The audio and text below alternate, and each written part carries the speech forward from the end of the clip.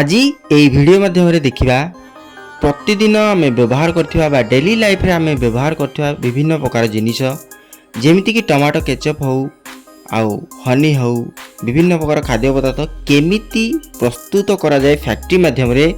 Live process मु आपण मानकु देखैबी केमिति प्रस्तुत हुए कोठु आसे निहाती भार वीडियो को शेष पर्यंत देखंतु। आमे खाउथिबा विभिन्न प्रकार खाद्य रे निहाती भाव में टमाटो सॉस कि टमाटो केचप आपण माने निहाती भाव व्यवहार करथि। तो जानतु एई टमाटो केचप को केमिति व्यवहार करा जाए केमिति प्रस्तुत करा जाए। प्रथमे याकू खेतरु बड़ बड़ कंटेनर बा बड़ बड़ हार्वेस्टर मेसीन साहाय्य अमल करा जाए एवं एई हार्वेस्टर मेसीन साहाय्य जो अमल करा जाए तादरे काठी कुटा तार काठी गुड़ाक जो रही जाए ता पत्र किंबा कंचा जो गुड़िक रही जाए से गुड़िक अलग करा जाए हार्वेस्टर मेसीन साहाय्य बड़ बड़ हार्वेस्टर मेसीन जोटा कि निहाती भाव कंचा गुड़ी को अलग कर देता है एवं पाचिला गुड़ी को सेपरेट करिकी कन्वेयर बेल्ट माध्यम टैंकर को बा ट्रक माध्यम लोड करा जाए एवं एई प्रोसेस टी बार बार चली था जोटा कि भल एवं खराब टमाटो गुड़ी को अलग कर दे थाए। तो युड़ी को जिते अमल सरी जाए एगुड़ी को नहीं आसती फैक्ट्री को एवं फैक्ट्री रे भल भाव में वाश करती अर्थात भल भाव धोई दी तादरे जो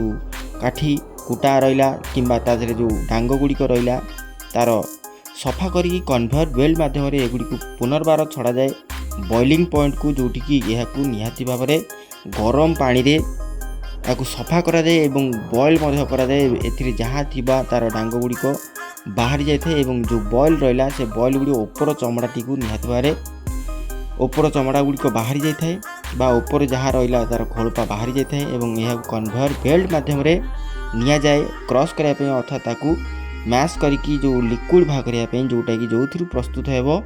टमाटो केचप बा टमाटो सॉस। देखंतु जो गुड़िक सब बॉयल करा जायछि से गुड़ी को पठा जाए जो गुड़िक ता भितर रहीगला जार चोपा गुड़िक छाड़ी न थाए हाथ माध्यम लोकों माध्यम प्रस्तुत करा जाय थाए एवं एई प्रस्तुत परे यहाकू पठा जाए पुनर्बार मैश करने अर्थात लिक्विड फॉर्म को आने लिक्विड फॉर्म है पर फाइनाली यहाकू किछि मात्रा रे पदार्थ दिया जाए जोटा कि बहुत दिन पर्यंत संग्रह रही थाए।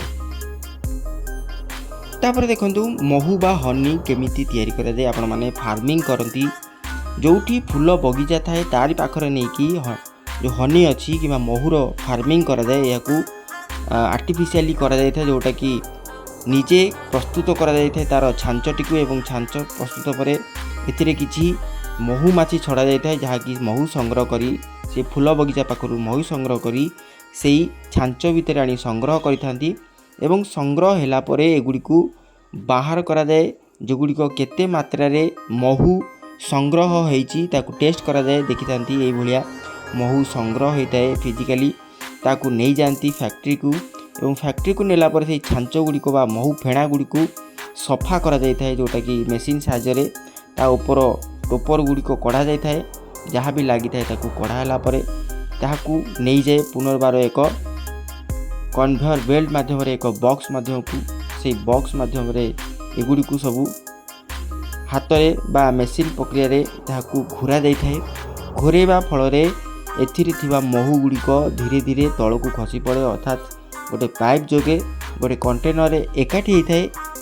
एकाठी होला परे ए जो छांचटी को रहा काढ़ी दि जाए पुनर्बार नुआ छांच गोटे लगा जाए जोटा कि हनी मेकिंग प्रोसेस रे नुआ छांच लगा जाए एवं महुमाछी पाखक पुनर्बार से पठा जाए एवं एगुड़ी को पैकिंग करके बाजार को छड़ा जाए जोटा कि शुद्ध महू होता है। यह फार्मिंग करी बहुत लोक बर्तमान सुधा